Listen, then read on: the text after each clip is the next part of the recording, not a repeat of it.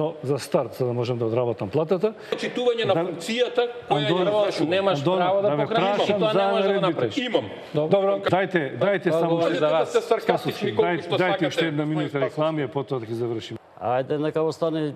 Па тоа прашате го заев. Чекај сега.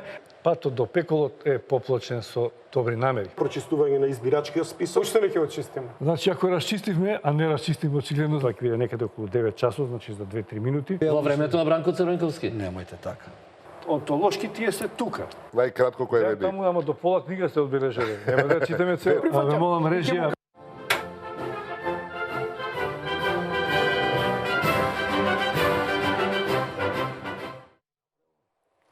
Почитувани гледачи, добро вечер во Аргументи на телевизија Нова.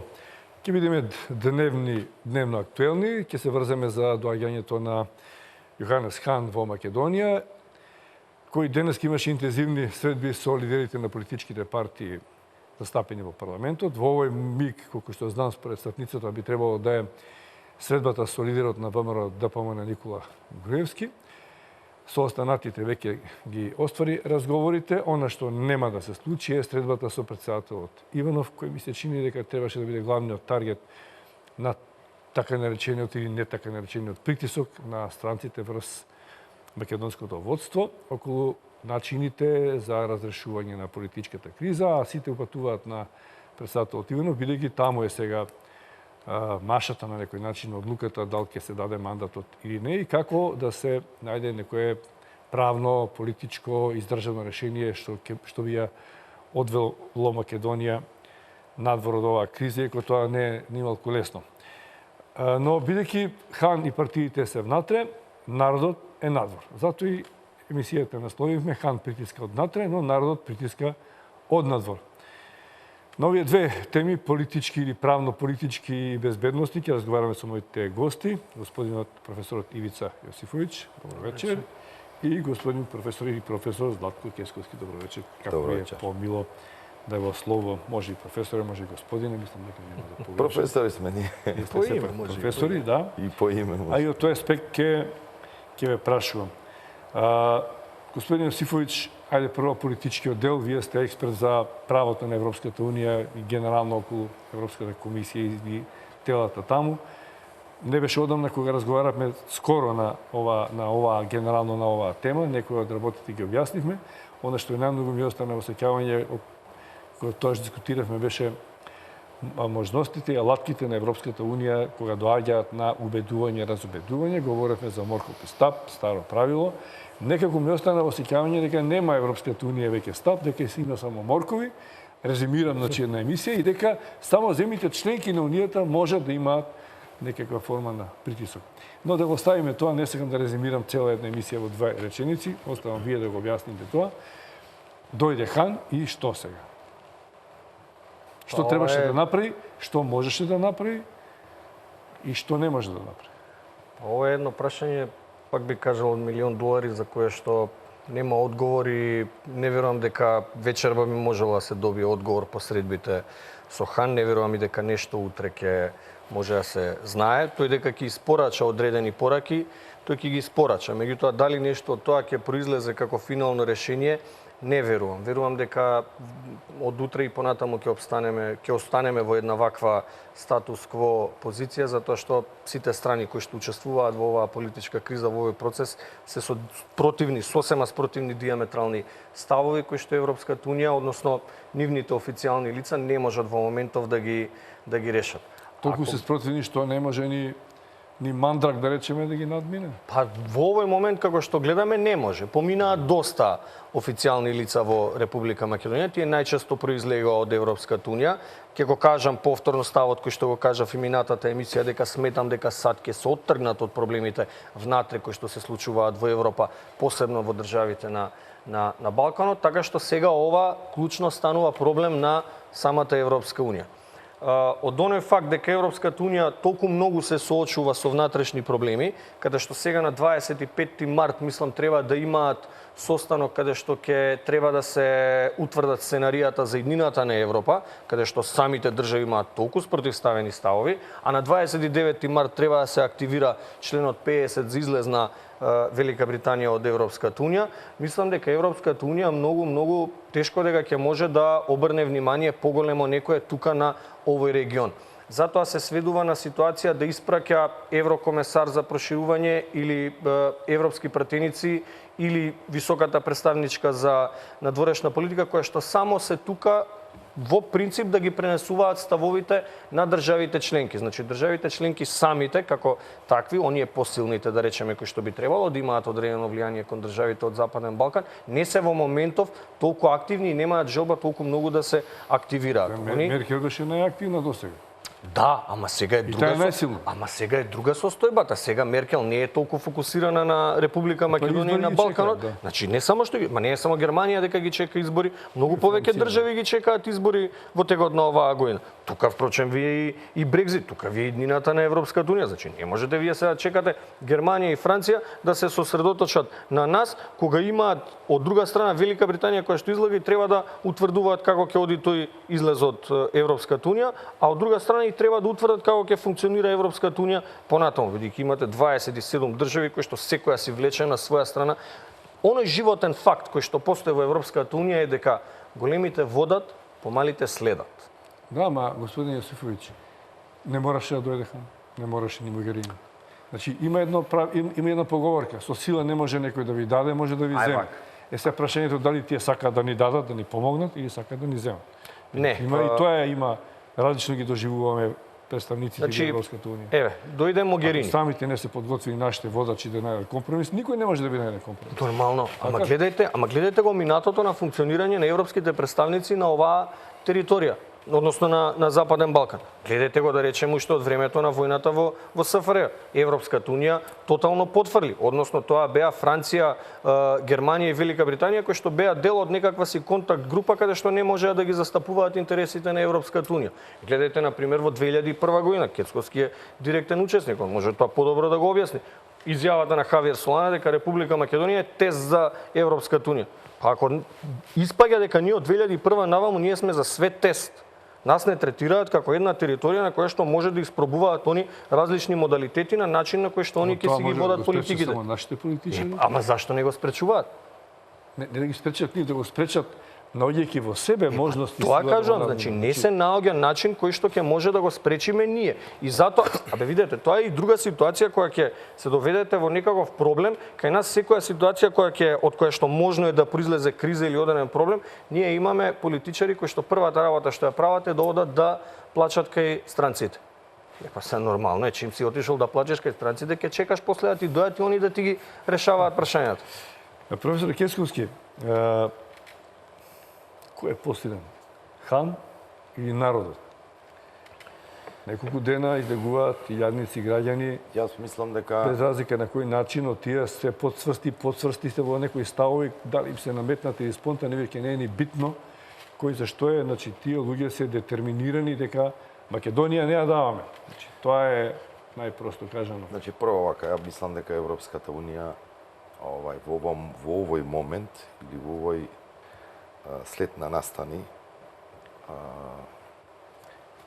е таргетирана е Македонија, не само Македонија како територија, него Западен Балкан воопшто, заради процеси кои што се веќе отпочнати надвор од Европската унија, кои што многу длабоко може да влијаат врз безбедносната состојба во Европската унија. Надвор од Европската унија? Да, тоа е Турција. Значи, вие не можеме да не ја следиме состојбата на турско ЕУ односите, турските со ЕУ.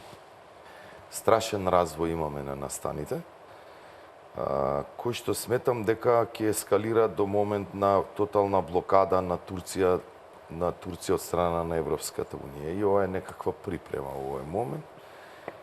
Јасно да знаење. Турција кон ЕУ мислите? Притисокот на Турција? Не, ЕУ ќе постави блокада кон Турција. Значи, таа блокада во некој момент може би ќе биде и економска и така натаму, меѓутоа во секој случај развојот на настаните во овои односи и реториката која што се користи во моментов е многу значајна за регионот.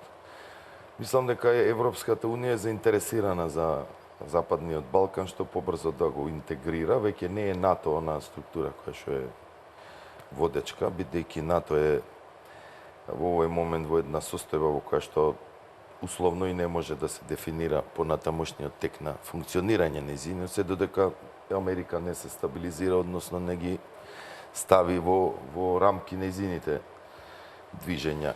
Од тие причини, значи од причините на некаква формирање на некаква територија каде што би можеле да се стат границите на Европската Унија и Европа визави турските влијанија, желби и онаа зелена трансверзала која што општо позната во безбедноста и во дипломатијата.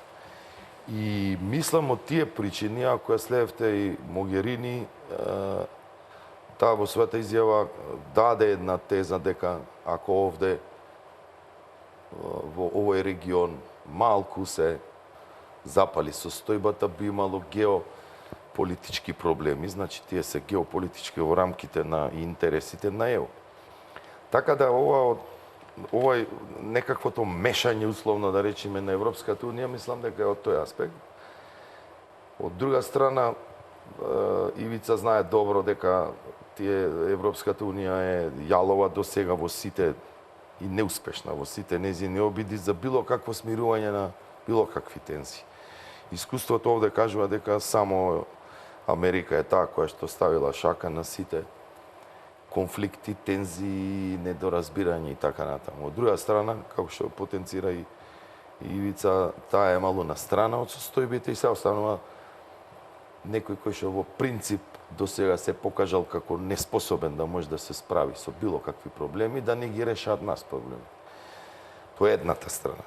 Другата страна е народот кој што излезе на улица, кој што вистина народ, без разлика какви се желбите на некого да ги прикажат во било какво светло, меѓутоа, од друга страна и тие кои што сакаат да ги прикажат во било какво светло и сите политичари се свесни дека олкава бројка на народ до сега на ниедни митинзи од ниедна политичка партија не се појавили, не се одзвале.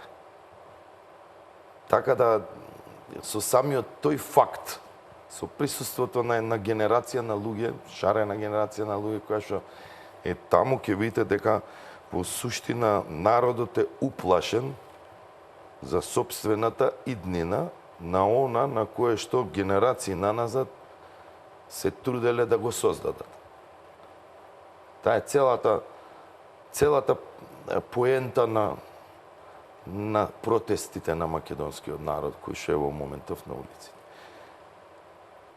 Во однос на конкретното прашање ваше, јас сакам и тука да реагирам. Ја не знам од кои причини Хан ги примат своите соговорници во собранието.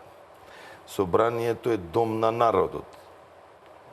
Во овој момент Хан е домакин во парламентот на Македонија и ги прима како гости на разговори политичките лидери на партиите.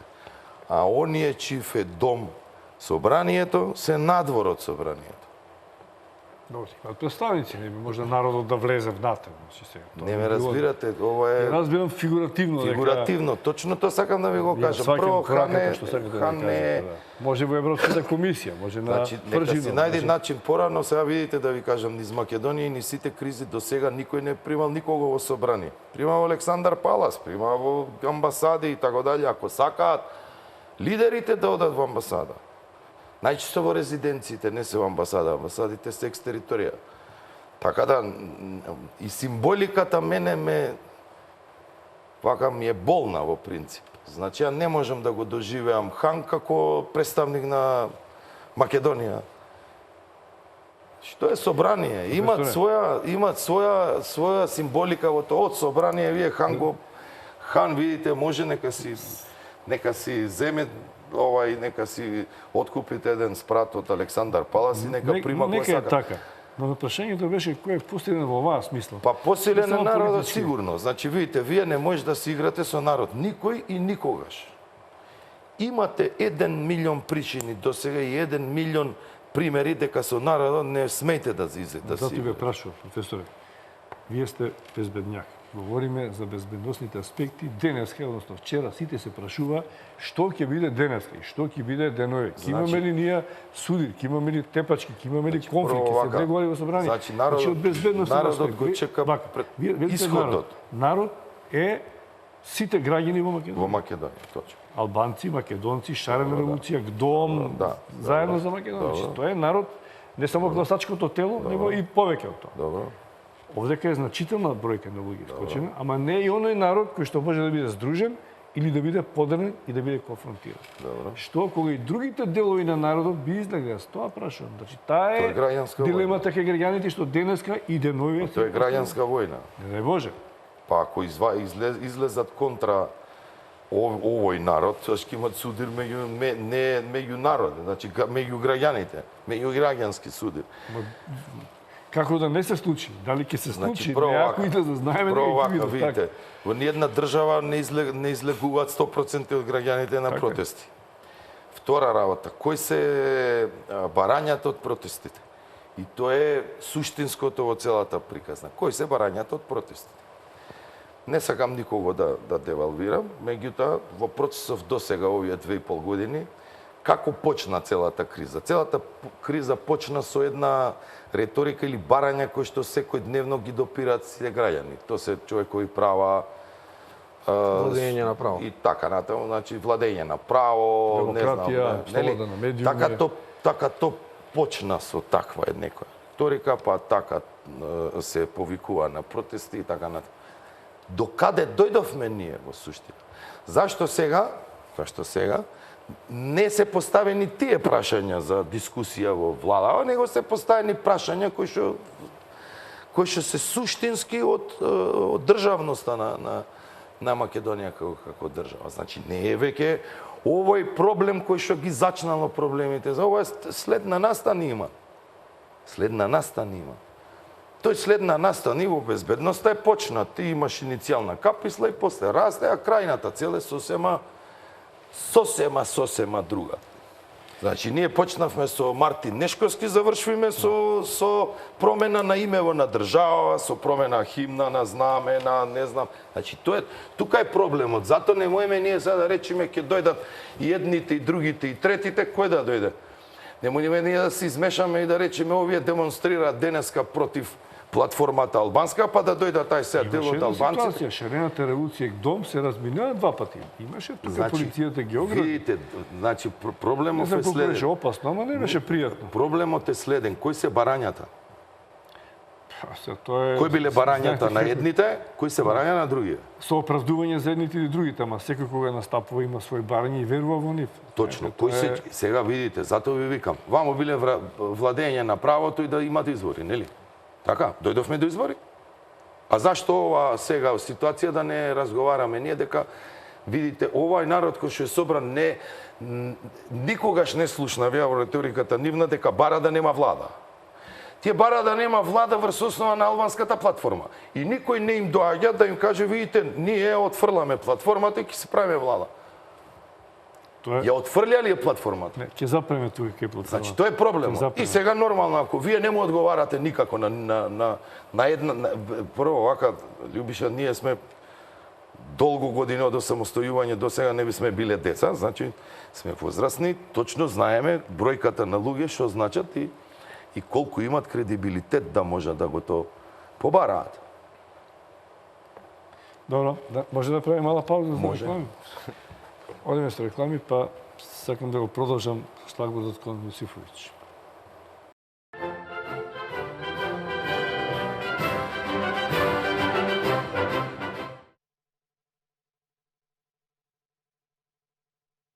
Еве не, во аргументи полемизиравме за време на паузата, се разбира што друго би правеле, но во тој дух и ќе продолжиме. Професор Јосифовиќ, народот, застанавме кај народот, како моќна алатка за, како да кажем, за еден притисок на во општеството, како политички притисок на сите страни, можеби, и на таа страната на која тие мисла дека е најправилната, му рекува Харно одиси. Доста не одево, бидејќи немаме ние многу ефекти, Добро искуство. добробит од таму. во меѓувреме партиите внатре разговараат со хан. Имаме една биполарна ситуација, народ надвор, партии хан внатре. Дори имаше денеска и првиот ден на консултации беше, така, со координаторите на пратеничките групи, иако вратам уште од вчера од едно интервју на лидерот на ВМРО ДПМН Никола Груевски, кај што рече дека ние како партија ќе работиме согласно уставот и законите. Дори подготвуваат и документи. Сега имаме една чудна ситуација. Така, партиите се за легалност, легитимност, работа на собранието, надвор имаме народ кој што има свој барање, исто како што беше кога беше ишчерената револуција, да речеме да споредно на некој начин. Тоа е трета страна која треба да се упасира, да влезе во системот на барањата или компромисните решенија на политичките партии. Не знам дали бев јас. Значи, освен тоа што тие легално, кои алатки ги имаат легално да работат, легитимно во рамки на институциите, и што со народот кој што веќе е надвор. Значи, неколку прашања поставивте тука. Да тргнеме прво од она прашање кое што се однесува на Европската унија во поглед на тоа дека му рекоа на хан да се Народот оди. му рече хан. Како? Народот му рече. Да, народот што му кажа на хан. Значи, ја не сакам некој да се поигрува со народот и да го третира дека тој не ја разбира ситуацијата во која што сме, или дека не ја разбира искреност или двојните аршини кои што Европската унија ги има према нас.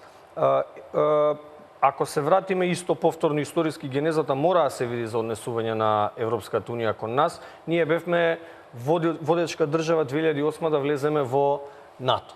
Тоа не го добивме. 2010 година бевме водечка држава во регионот со која што требаше да започнеме преговори по добивање на константни препораки од Европската комисија за почеток на преговори.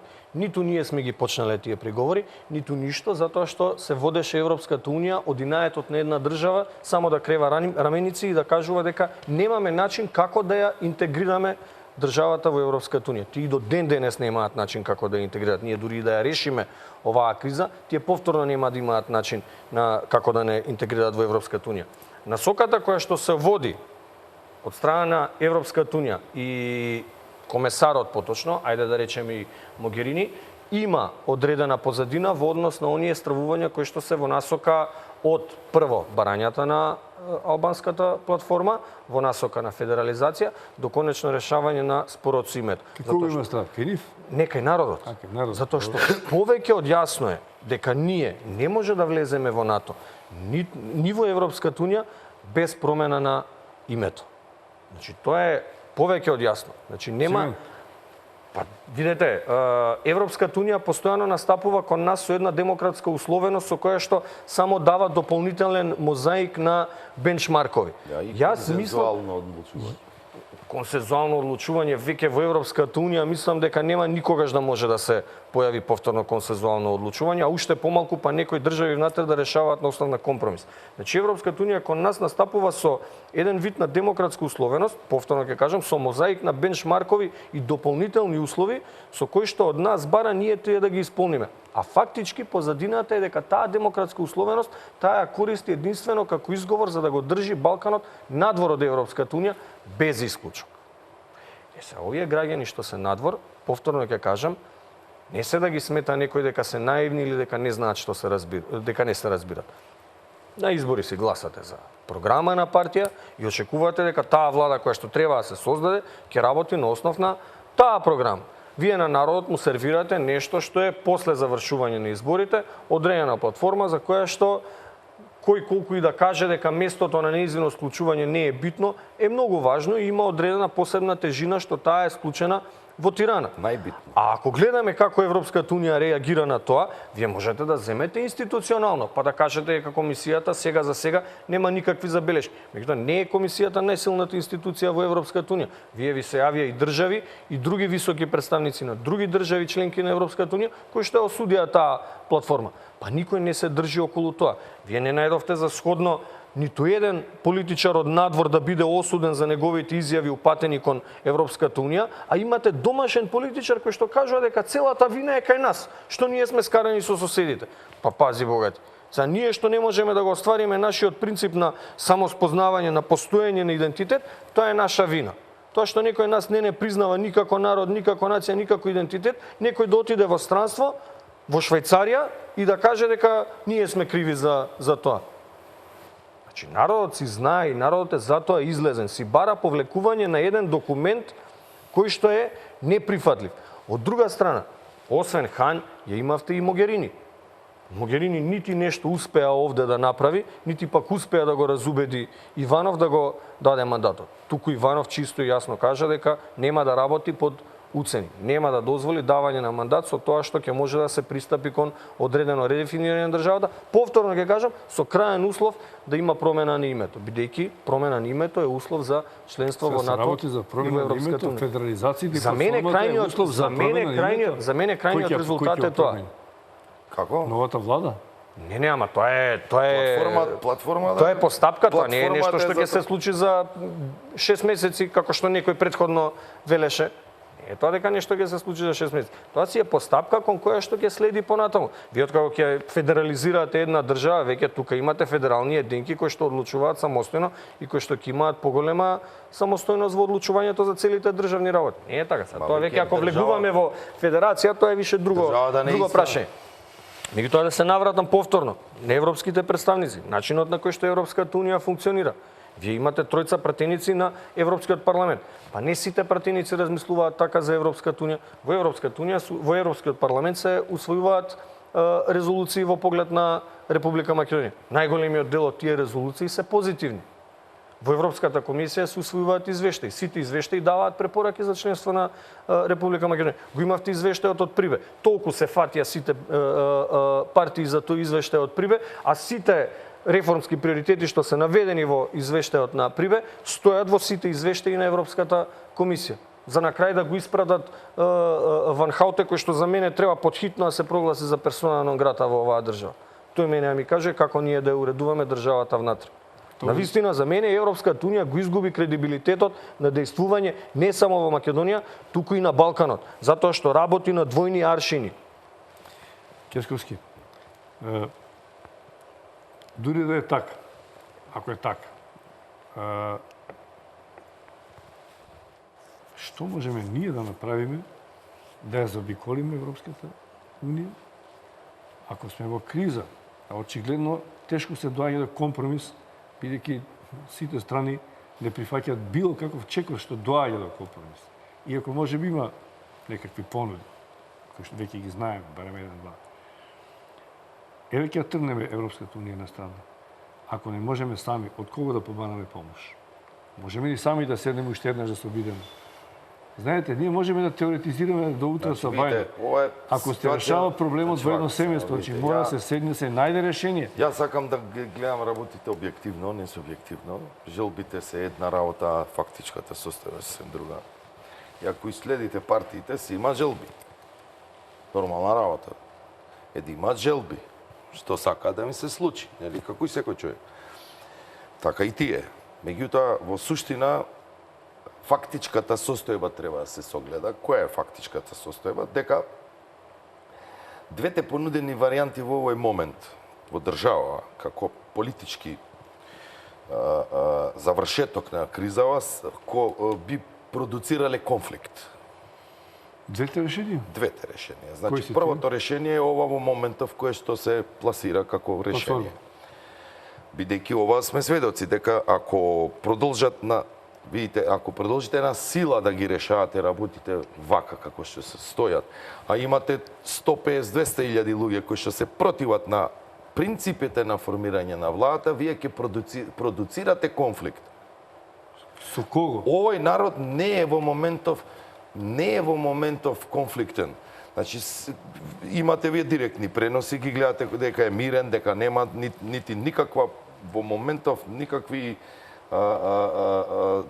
жар некаков за да создаде конфликт. Сака да испратат порака дека народот е против овој начин на создавање на влада. Меѓутоа, ако тргнете насила да ги решавате проблемите и да го игнорирате народот, тој народ во еден момент може да се радикализира условно, да речеме. Можда не целиот, можда дел, за да се случи беля не треба многу луѓе.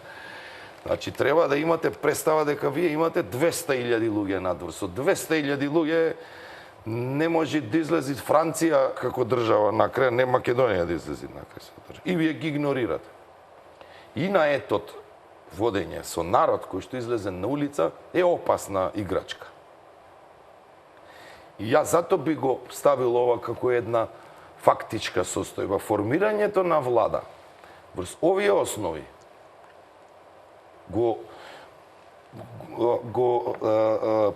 поттикна гневот на народот.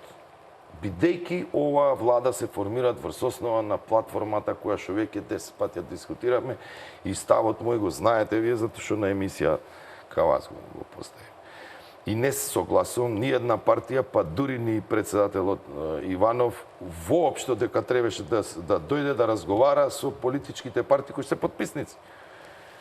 Ова е антиуставна една линија на сега ретерираат полека албанците и викаат видите ова е резолуција, ние сакаме 25 години и така натаму, не е точно. Декларација, се извинувам.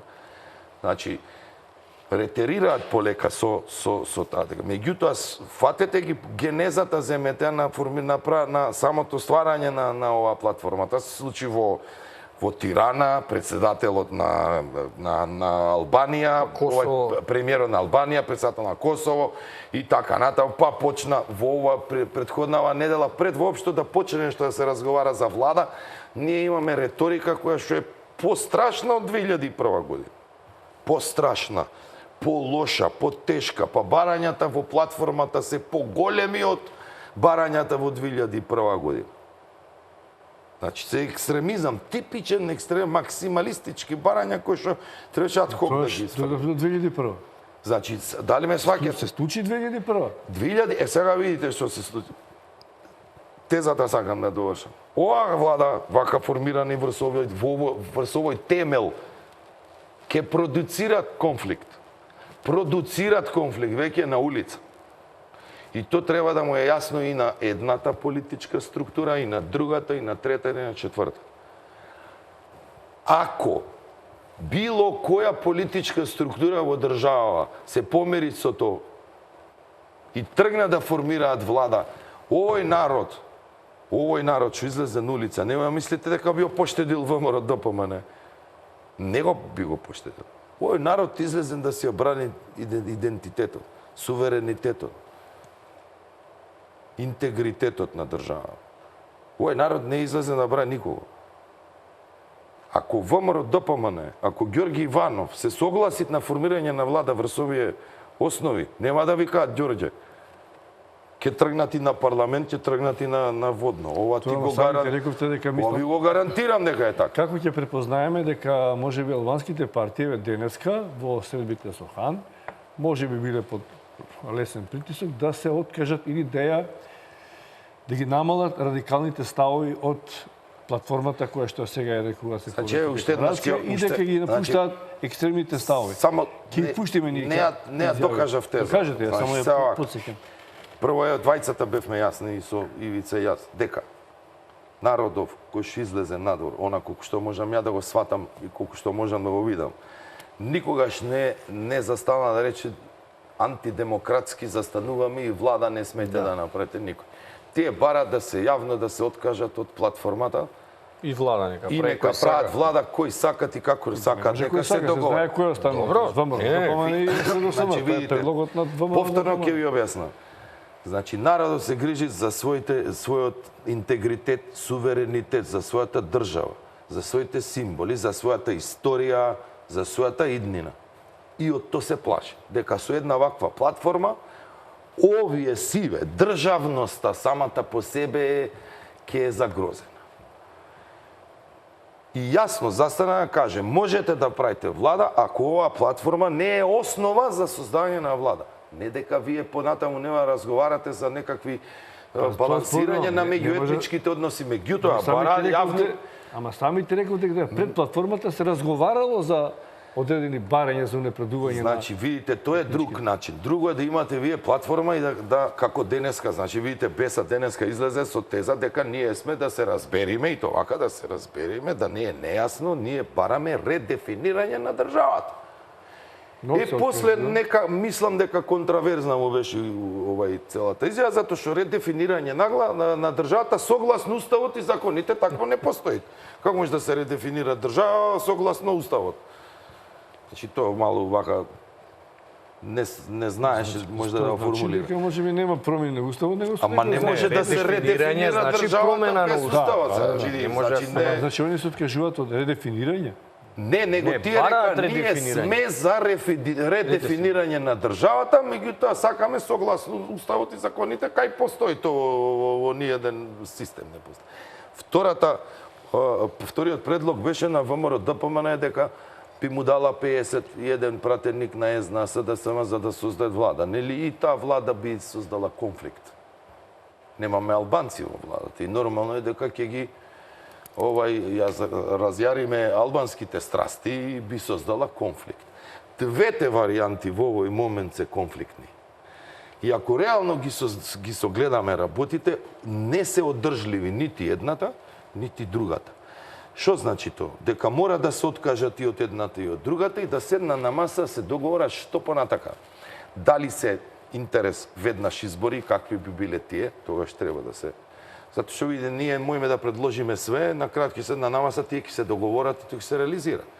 Меѓутоа, како систем на справување со криза, зборувам сега, што подлабоко трае кризата, тоа е подлабок јазот и последиците се поголеми.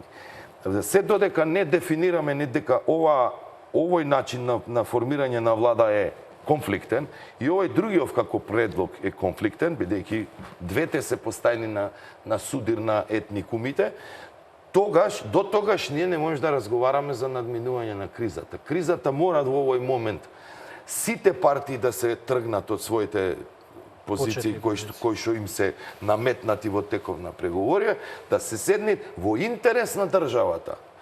Не може да разговарате во интерес на државата, на напредокот, на економскиот раст, на интеграциите, а во исто време да ставите платформа како темел на создавање етничка платформа на малцинската заедница во држава како темел за создавање на влада и понатамошен напредок. Тоа е, видите, ирационален систем на размислување. Значи сега не можеме Се вртиме у круг. Не се вртиме во круг. Не, ние Македонија се врти во круг. Значи и сега видите ќе ви објаснам како се решава тоа. Значи прво мора да се тргнат од позициите. Вториот начин и вториот момент во оваа приказна. Нас ако сме прво вака дали ние ги почитуваме институциите. Сега зашто ќе ви објаснам. Не можете вие председателот на државата досега да бил фикус, да бил морон. Со извинение, не го мислам ја тоа, нели? Сега да трчате за да ви дае. И сега наеднаш во истиот момент да стане, видите, во една нерва 3 пати господинот па да речете председателот. Значи, или ги почитувате институциите, или не ги почитувате институциите. Бидете доследни до крај. А самите политичари во сите држави во светот мора да покажат почит кон институциите на државата. Без разлика дали та институција му погрешила лично или не. Зашто? Мене не ми погрешила некоја институција, во моментов ми некоја институција, јас лично имам проблем. Мислам дека треба кесковски почитување спрема другиот. Мислам дека тоа е па основата на. Значи, прво вака, вие како да го почитувате како политичари и како политичка гарнитура, без разлика во која припаѓате, левица, десница или не знам каде. Должни сте да покажете почит кон институцијата, затоа што со таквиот начин праќате порака до вашите следбеници. Вие, ако не ја почитувате институцијата председател, ние во овој момент единствена легитимна институција во држава, која што имат сите според уставот, може да си ги сите права и должности да си ги оствари е председателот. Значи, во нормална држава, во ваква ситуација, председателот на државата треба се стави капа и да ги седниците политички структури да разговараат надвор од она кој што досега е поставено како темел. Тоа е проблемот. Ние немаме институција која што е во моментов релевантна или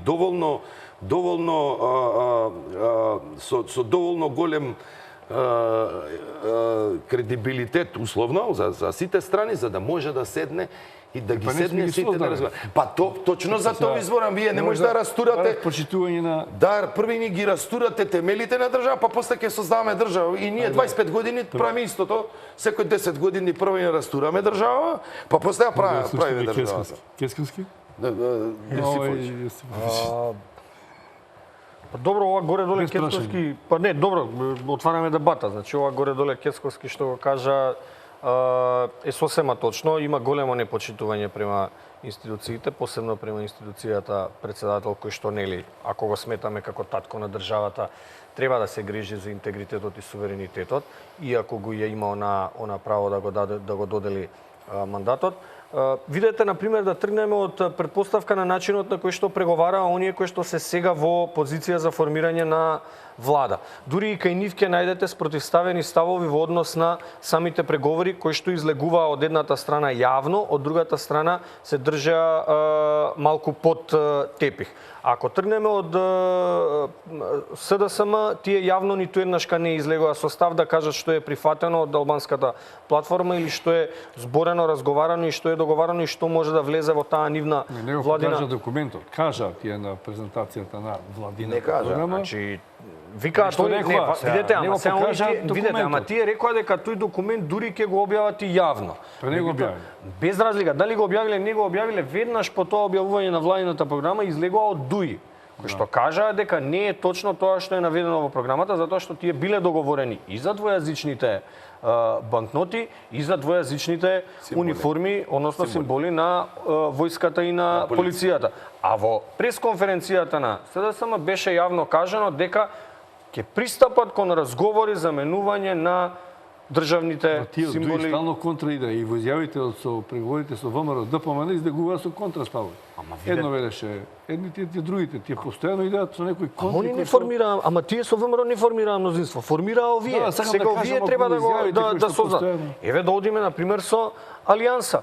Алијанса на албанците во состаноците со европските представници сакаат да настапуваат со едно државничко навидум ретерирање, дека платформата не е насочена кон ниту еден етникум или дека тие настапуваат од интерес на државата, а од друга страна да зборат дека сега е моментот да се уценат македонските граѓани или да зборат дека сега ние ќе ги бркаме македонците од работа или дека сега е моментот за федерализација на државата. И сето тоа подкрепено со изјави на албанскиот премиер во однос на платформата, сето тоа подкрепено со изјави на пратеници од соседните држави. И се тоа кога ќе го ставите во еден скуп каде што сите држави над глава ви висат за нивни одредени интереси, каде може тука Македонија да го Може да бара? ги слушнеме изјавите? Може да ги слушнеме. Ајде ги слушнеме, потоа ги залепиме со рекламите. Тоа да се дека вратиме. Ахмети не е бунтовник по принцип. Да.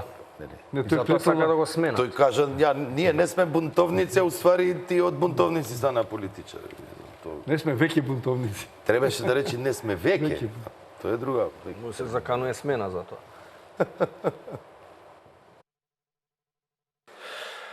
Пораките на еврокомесарот и европските пратеници, кои што денеска беа во посета овде и се уште траат разговори, се јасни како бел ден.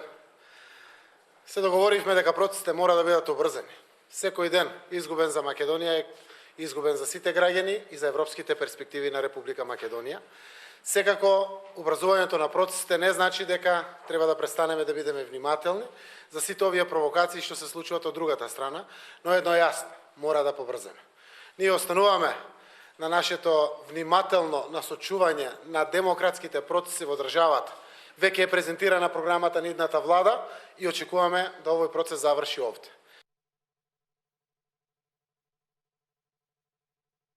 Имавме средба со комисионерот за проширување господинот Хан, како и тројцата европратеници, при што ги информиравме околу сите политички случувања во земјава.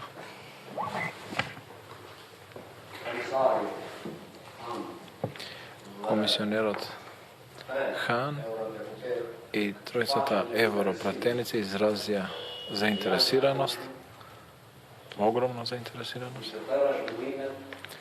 околу сите случувања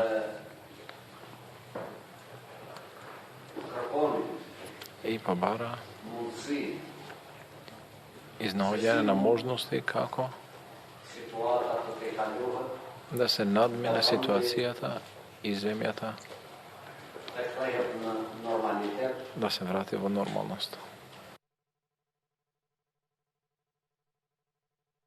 Пред партиските интереси ги ставивме државните интереси. Вие знаете дека платформата на движењето беше редефинирање на државата. Во моментот во длабоката криза во која се наоѓаме, ние сакаме да придонесеме да излеземе од кризава и да дојдеме во помирни води за да почнеме една широка дебата за платформата која ние ја понудиме на граѓаните на Македонија. Ставот на председателот Иванов е јасен, има мандат без одржување од платформата. Колку во овој момент се подготвени да се откажат од тиранската платформа? Уште еднаш потврдуваме, значи нема платформа, нема тиранска платформа, има една декларација на политичките партии на албанците за барањата на албанците кои барања се 25 години во демократскиот систем и тие барања се бара да се реализираат согласно уставот и законите во Македонија. Не сме излезени од кризата, продолжува истата криза, добива повеќе замав, за жал, и мислам дека заедно се согласивме дека единствена можност за да се излезе од оваа криза е институционалниот пат, а не патот на институциите.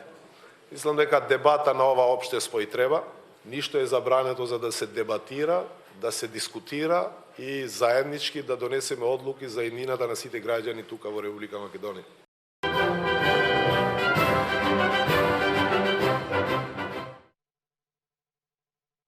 Имаме ли ние, генерално, имаат ли албанските партии, правејќи ја платформата или сега нарекувајќи ја декларација,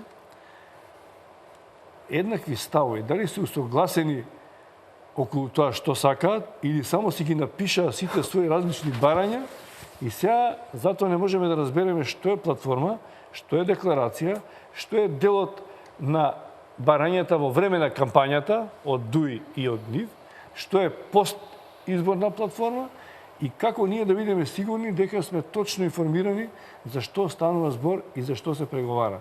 Оти едно е промена на устав, едно е законско решение и напредување на јазикот, а трето е се што на почетокот беше споменато во таа платформа. Значи, укажавте вие на двете опасности.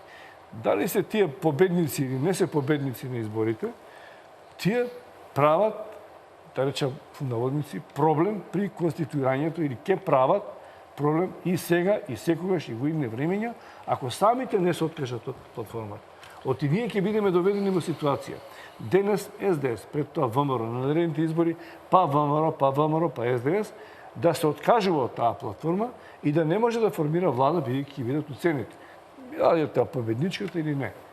Тоа е основното прашање кон албанските политичари. Скоро секоја емисија што повторам. Значи, прво вака. Дали ние збориме за Република Македонија?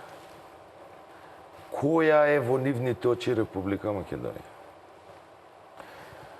Колку работеле тие за државноста на Тоа 90-та се прашуваме кескоски народ. Па добро, ама тоа е нормални прашања. Збориме за грб. Ама видите, значи вака се.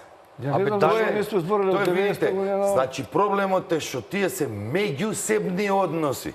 Вие треба да градите меѓусебни односи, а не само своите барања да си ги исполнувате. Вие барате да ги исполните своите барања, албанците до сега на секаков начин, дури и на воен, нели, и со воени действија. А од друга страна, кој е фидбекот ме интересира? Еве, ние да застанеме и 500 аналитичари и професори да тргнеме да ги бараме фидбекот назад од тоа што ние, еве, сме направиле 2 отстапка, сме направиле сега бараат, за сега бараат уцена и така. Кој е фидбекот, Љубиша? Тоа е проблемот. Јас како би можел да бидам пријател со тебе, ако ти цело време ме уценуваш во сите можни варијанти? Втора работа, не ми покажеш пријателство. Еве, пак ќе повторам како 70 пат. Тие на оние територии кај што се мнозинство истакнуваат албанско знаме. Албанското знаме е државата, тие, значи, тие ја нотираат односно ја обележуваат територијата. Сега ние знаеме по меѓународното право како е тоа. Секое поставување на знаме, значи дека вие видите дојте да освојувате територија, го вадите. Едното го знаете, другото знаме.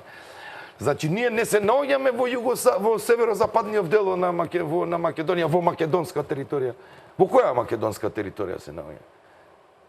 Вие кај поминувате, имате јарболи по 6 метра албански.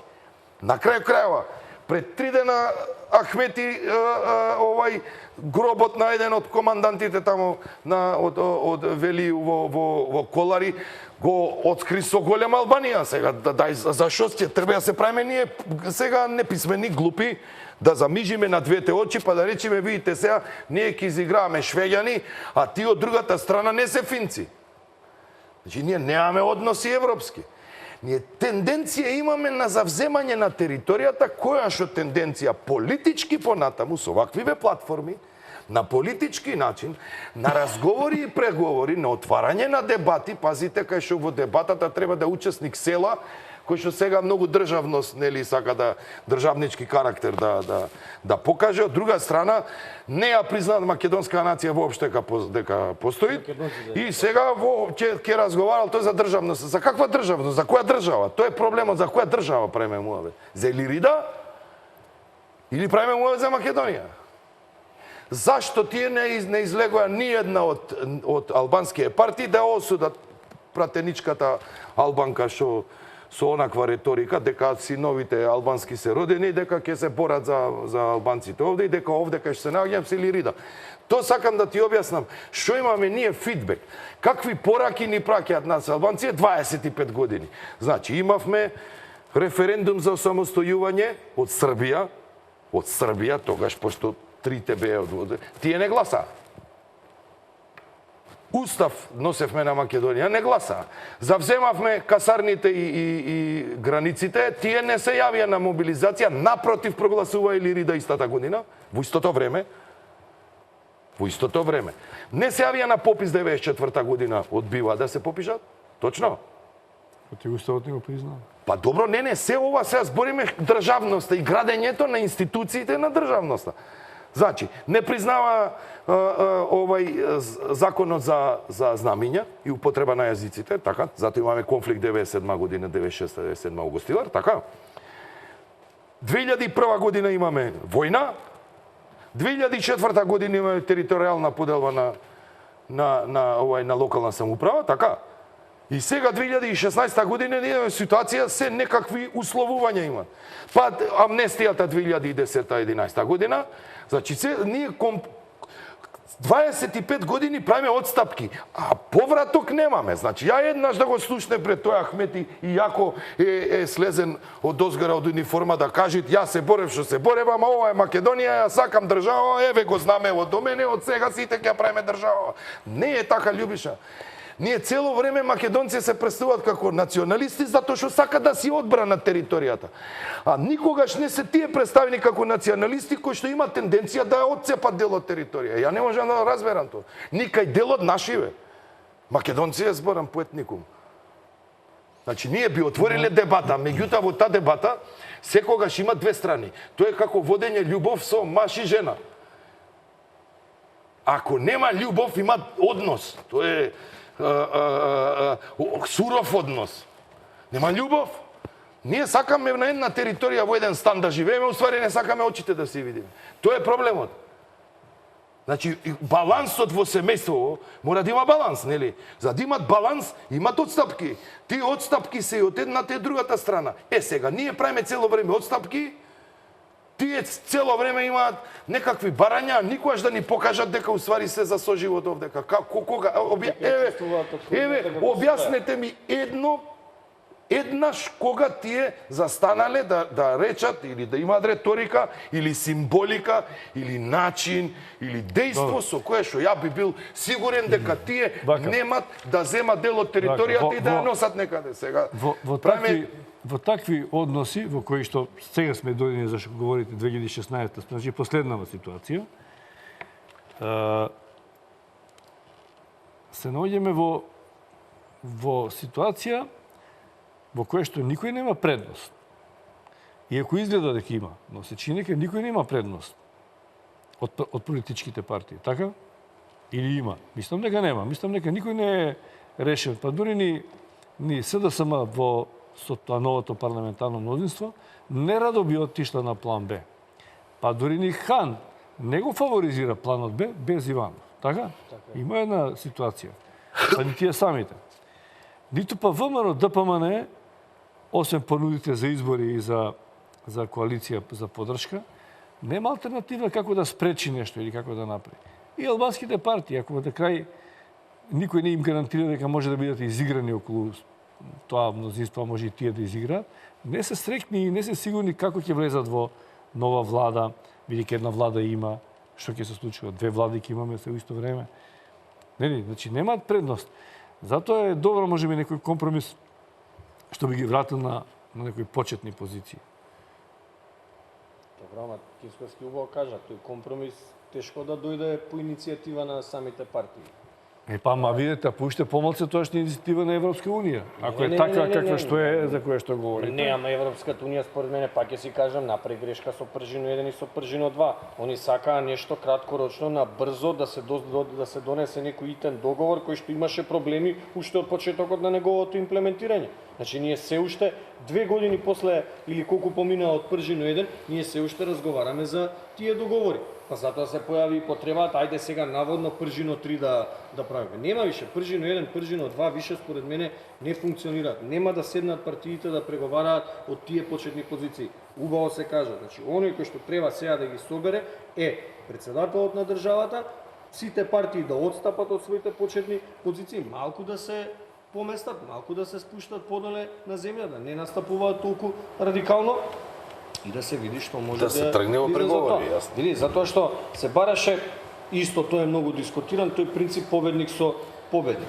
Се почна да се преговара, не успеа, не излезе, сега се оди на прекршување на тој принцип победник со победник. Меѓутоа ние заземавме еден принцип од 91-а, секогаш во владата на Република Македонија има албанска партија. Ама тоа го вметнавме со рамковниот договор врз основа на Бадинтеровото мнозинство, секогаш да биде онаа партија која што има најголем. Кога? Која година? Не е вметнато тоа внатре во рамковниот договор. Врз основа на рамковниот договор, затоа што со Бадинтеровото мнозинство треба да имате усвоени Меѓутоа Ивица 2008 година точно притисок Европската Унија имаше за да се Зато и ВМРО споменува тоа сега, не за друго, тоа е пред европјаните. Во коалиција не може да се притиска. Меѓутоа точно во едни вакви немаат легитимитет. Сега вака љубише во едни вакви демонстрации на албанците, ако се сеќавате 2008 година, се отстапи од тогашната влада, се прогласија нови избори за да се најде победникот кај албанците под притисок на Европска Унија во преговорите.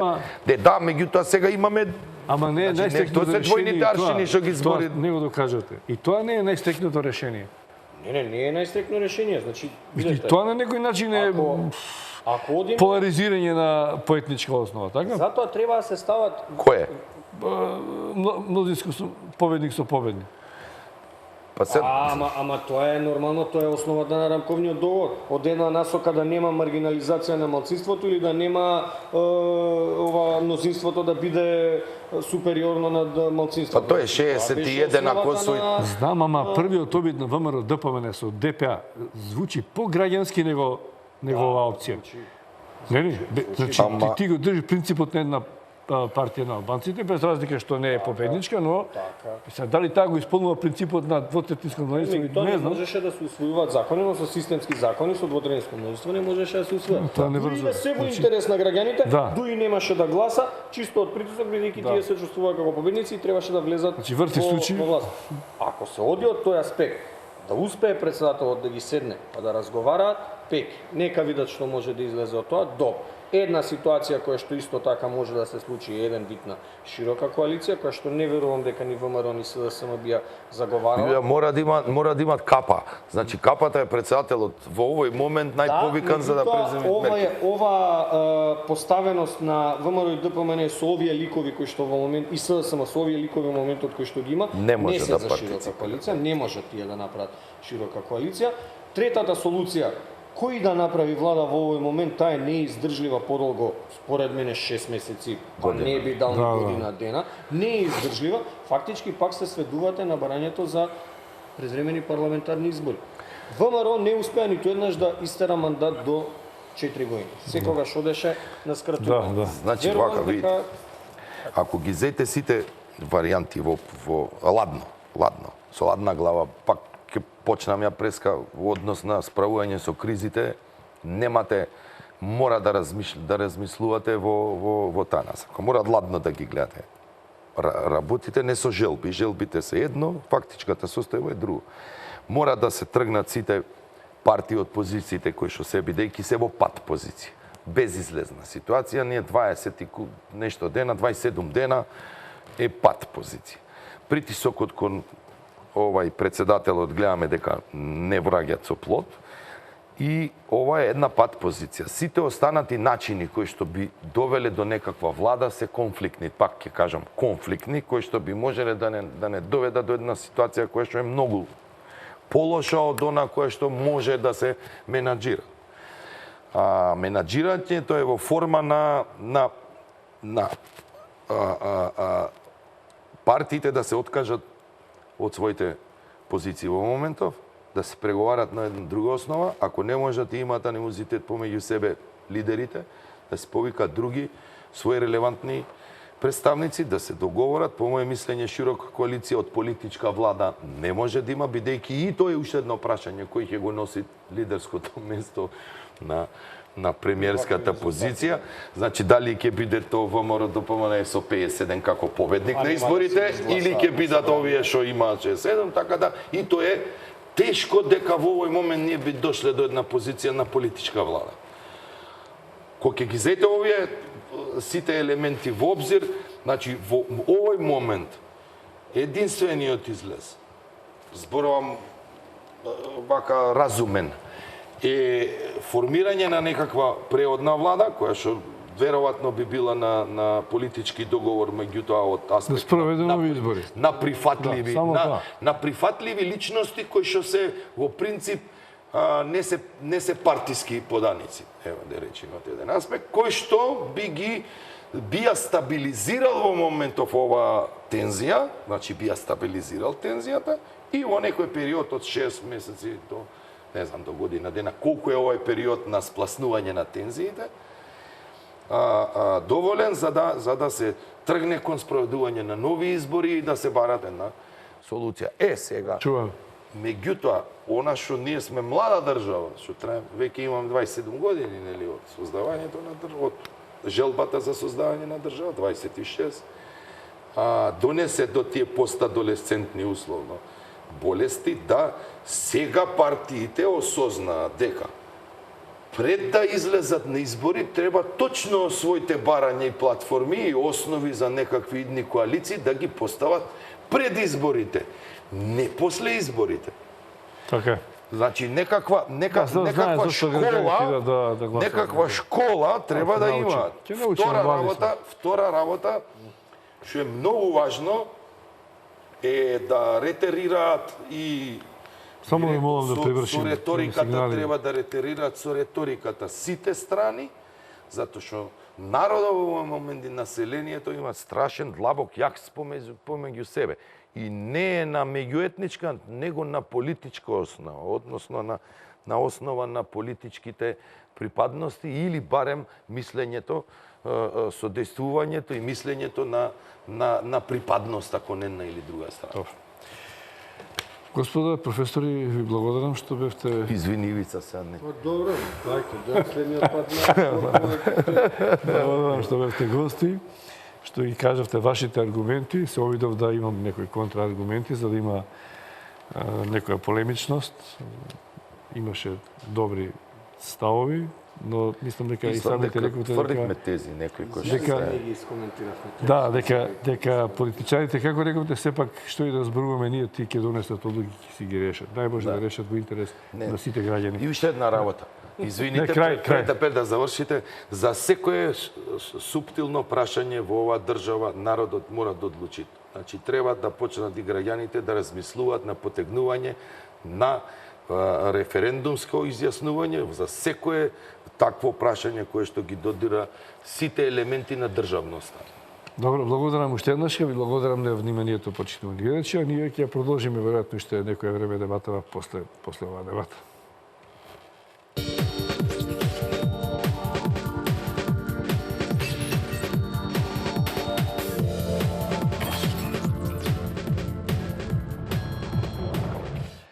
Но за старт, за да можам да одработам платата, Читување на функцијата која ја извршувам. Немаш право да покажеш, тоа не може да направиш. Имам. Добро, дайте само Можете да сте саркастични колку што дайте уште сакате. една минута реклами, а потоа да ги завршиме. Ајде, нека остане... Па тоа прашајте го заев. Чекай сега. Патот до пеколот е поплачен со добри намери. Прочистување на избирачкиот список. Уште не ќе го чистиме. Значи, ако расчистивме, а не расчистивме очигледно, тоа ќе биде некаде околу 9 часот, значи за 2-3 минути. Во времето на Бранко Црвенковски. Немојте така. Онтолошки тие се тука. Најкратко кој Ја реди. таму ама до пола книга се одбележали. Нема да читаме цел. А ве молам режија.